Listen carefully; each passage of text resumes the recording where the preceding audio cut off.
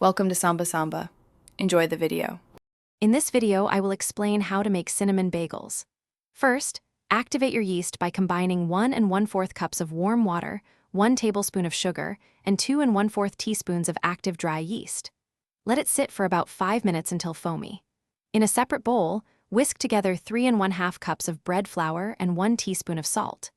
Now, gradually add the yeast mixture to the dry ingredients, mixing until a shaggy dough forms.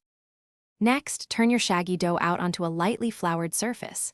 Knead it vigorously for about 10 to 12 minutes until it becomes smooth, elastic, and springs back when gently poked. This step is crucial for developing the gluten structure.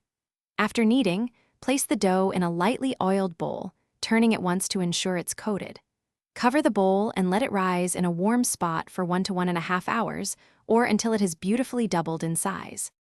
Now it's time to shape your bagels. Gently punch down the risen dough and divide it into 8 equal pieces, each weighing approximately 3 ounces. Roll each piece into a smooth ball.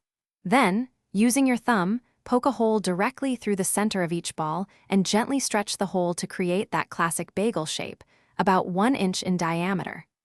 Arrange your shaped bagels on a parchment-lined baking sheet, cover them loosely, and let them rest for 20 minutes for a second short rise. For the final steps, preheat your oven to 425 degrees Fahrenheit. Bring a large pot of water to a gentle simmer. Carefully drop the bagels into the simmering water, boiling them for 1 minute on each side. Remove them with a slotted spoon and drain well.